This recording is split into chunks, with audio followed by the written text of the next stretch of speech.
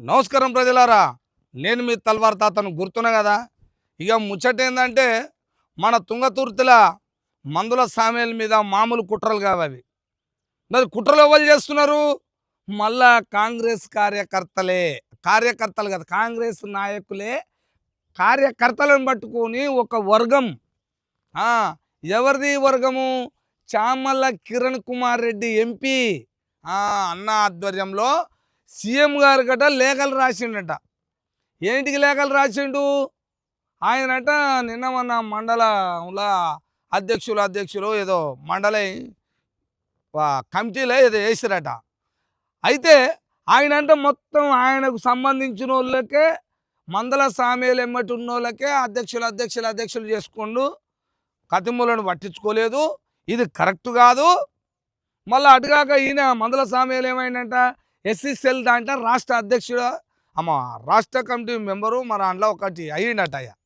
ఇక ఇవన్నీ తెలిసిన మన మందల సామేల మీద ఇవన్నీ తెలిసిన మన ఎవరు చామల కిరణ్ కుమార్ రెడ్డి గారు సీఎం రేవంత్ రెడ్డికి లేఖలు రాసిండట. ఏమని? అయ్యా, మన పార్టీలో ఉన్న కార్యకర్తలకు ఎవరికి ఇయ్యలే, మరి నీదేం పార్టీ ఆయనదేం పార్టీ? ఇద్దరిది ఒకటేనా? ఆయన ఎమ్మడి తిరిగే వర్గం ఎందుకు? మరి నువ్వే ఒకటి తిరిగితేమైంది ఎందుకు అంటే ఆయన దళితుడన్నా? చెప్పా అన్న కిరణ్ అన్న, ఈ ముచ్చట చూస్తే నాకు ఏమాదికి వస్తుంది చెప్పనా? మందల సామేల మీద అల్లిన కుట్రను చూస్తే మందల సామేల మీద సీఎం గారికి లేఖలు రాసినవే చామల కిరణ్ కుమార్ రెడ్డి, నువ్వు లేఖలు రాసినావు కదా, మంచి కోసం రాయపోయినావు అన్న, అభివృద్ధి కోసం రాయకపోయినావు. అది రాయలే.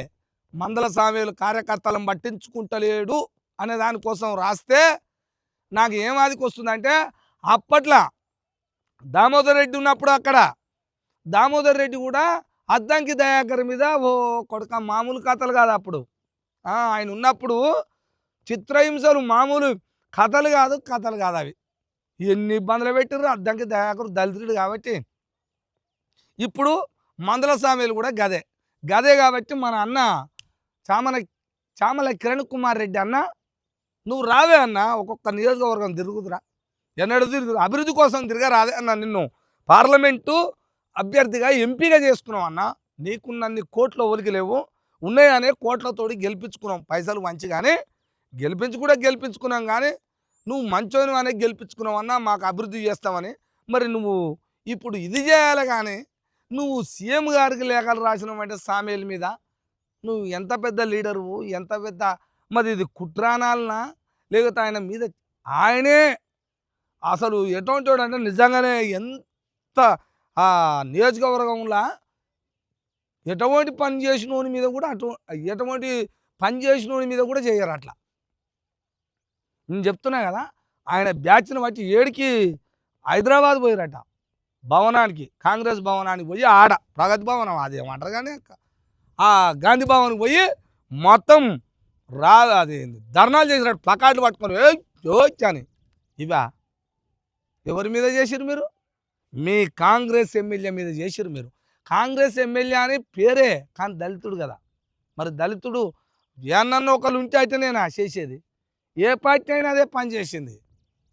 ఏ పార్టీ కూడా దళితుడు అన్ను ఉంటే వాడిని పొగబెట్టి ఏటనన్నా ఒక తీరుగా మొత్తం మీద వాడిని బతకనియొద్దు అనేదే మీ ప్లానింగ్ అయ్యా.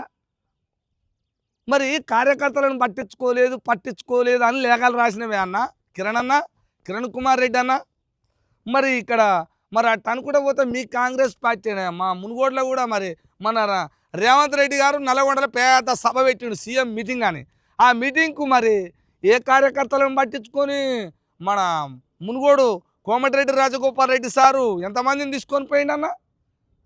ఏ బస్సులు ఎక్కి నిండిపోయిర్రు, ఏ లారీలల్లో పోయిర్రు, ఏ కార్లల్లో పోయిర్రు, ఏ రైలు బోగీలల్లో నిండి బోగీలు ఎక్కడక్కడ ఏడు దాడి ఊసిపోయినాయి మీటింగ్ తీసుకపోతే. మరి ఆయన పట్టించుకుండా అసలు సీఎం మీటింగ్ పోయిర్రా ఇక్కడికి వెళ్ళి? మరి పోని అది పక్కకు పెట్టు. మరి ఇక్కడ కూడా అప్పటి నుంచో ఉన్న కాంగ్రెస్ పార్టీని పట్టుకొని నమ్ముకున్న కార్యకర్తలు సీనియర్లు ఎంతోమంది ఉన్నారు. మరి వాళ్ళని కూడా ఈయన ఏం పట్టించుకోలే.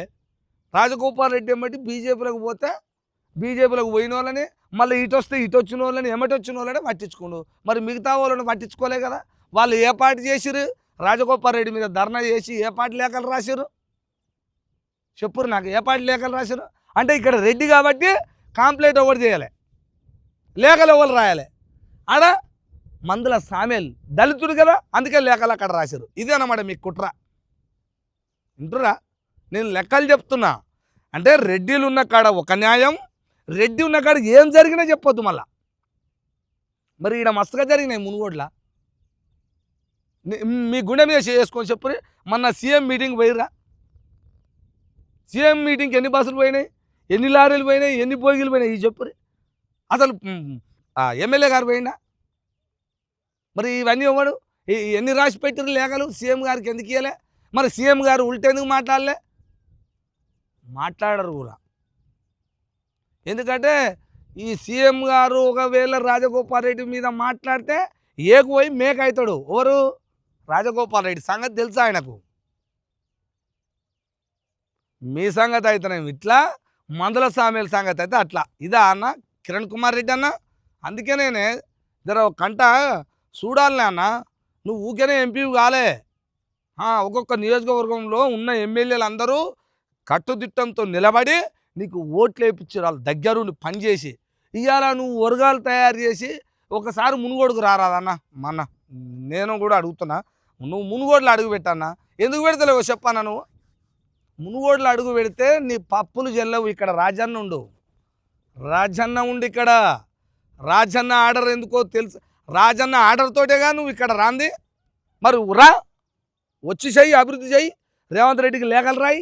లేఖలు రాసి అయ్యా ఈ మునుగోడులో రోడ్డు లేవు తలగబడి, ఈ మునుగోడులో రోడ్లు లేవు, ఏ మండలం పోయినా దవాఖానాలు లేవు, అంత ఆగం ఆగం గందరగోళం ఉంది, ప్రైవేటు బడులు ఎక్కువైనాయి, గవర్నమెంట్ బడులు తక్కువైనాయి, అవి మూతపడుతున్నాయి అని దీని మీద మాట్లాడి రేవంత్ రెడ్డికి లేఖలు రాయే అన్న. కిరణ్ అన్న నీకు చెప్తున్నా నేను, ఇవి చెయ్యురా అన్న. ఇవి చేయక ఊరికేనే మందల సామీలను పట్టుకొని పట్టించుకుని ఏమన్నాడు అన్న? మరి లేఖలు రాస్తే రేవంత్ రెడ్డి ఏమన్నాడు? మళ్ళా ఏమన్నా రిప్లై ఇచ్చిండు ఆయనకు అంటారుగా సమాధానం. ఇక ఆయన సంగతి తర్వాత చెప్దాంలే, లేకపోతే ఇక నువ్వు సప్పుడు అట్లా అనకు. అమ్మ గిట్ట రాస్తారే లేఖలు, మనం లోపడనే ఆయన సంగతి చేద్దాం కానీ సప్పుడు చేయకూరి అని అన్నాడా? ఏమన్నాడు మళ్ళీ? అది చెప్పాలి నాన్న. ఏమేమి మాట్లాడుకురు మళ్ళా లేఖల ద్వారా? ఇవన్నీ చెప్పాలి నేను ప్రజలకు. ఏదో నీ కాడ ఒక కూటమిని పట్టుకొని, ఒక గ్యాంగ్ను పట్టుకొని ఇష్టం వదిలాడు చేస్తే వాళ్ళకు లొల్లి పెడితే నియోజకవర్గం వాళ్ళది, ప్రజలు ఆడ ఉన్నోళ్ళు వాళ్ళు ఇబ్బందులు పడతారు. అభివృద్ధి కోసం ఒక ఎమ్మెల్యే ఉన్నప్పుడు పట్టించుకోవాలి, అతను కూడా పట్టించుకోవాలి, ఎమ్మెల్యే కూడా అందరిని పట్టించుకోవాలి, మందిని పట్టించుకోవాలి. అదే ఇది కథ, ఇది వ్యవహారం.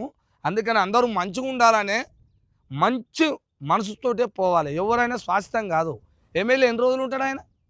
ఆ పదవి ఎన్ని రోజులు? ఇక ఇప్పటికి 2 గడిచినాయి, 3 గడిచినాయి, ఇంకో 2 అయితే అయిపోతుంది. ఎందుకే ఆయన మీద కుట్రలు? మళ్ళీ చేసేది ఉందా?